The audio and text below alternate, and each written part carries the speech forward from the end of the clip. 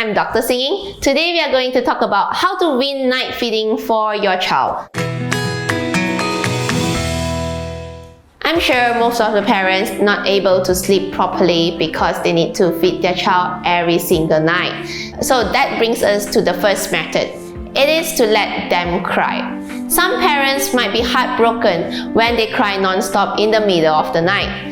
If your children are crying, that is definitely not a sign of hungry. It could be hungry, but it's not always all the time.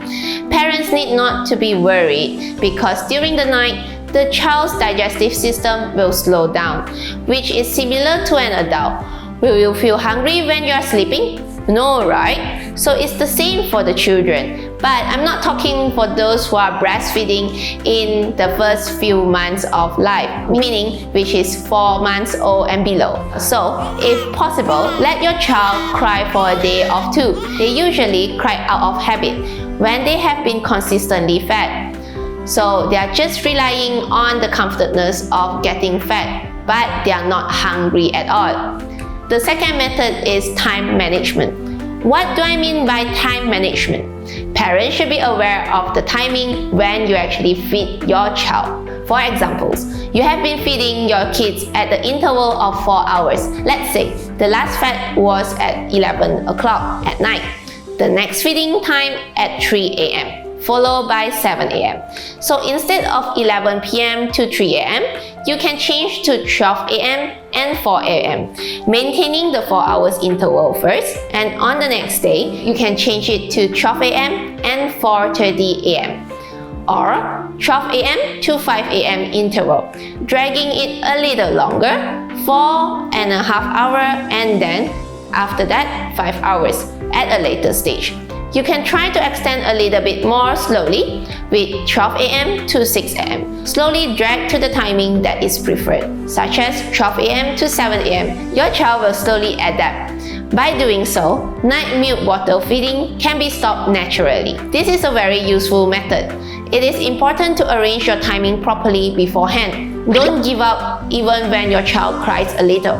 If you give the milk bottle back, then your feeding schedule will be back into square one. Remember, why we are doing this? This is not only for the benefit of your child, it's also for the benefit of yourself because you get to sleep a little bit longer and your mood will become better as well. The third method is dilute. This method will work better on a child who are 2.5 years old or above. We are going to use this dilute method by, originally, you are using 5 parts of water and 3 parts of milk powder ratio. On the next day, you can change it to 5 parts of water and 2 parts of powder ratio. Instead of 3, now you're using 2. Then, slowly, you can do it with 5 parts of water, 1 part of milk powder. In a later stage, purely just 5 parts of water without milk powder at all. Now, at least you know that during the night feeding, your child isn't drinking any milk anymore. It's just purely water. The chance of having tooth decay are reduced because nighttime milk feeding is the main reasons of children having tooth decay. Well, new parents, have you learned these 3 ways? You can try now. Always remember that children will not hungry at night and never ever feed them just because they whine in the middle of night. If you can persistent for a day or 2, you will see these 3 methods work magically and you will get back your perfect night's sleep. Alright, that's all for today. See you next time. Bye!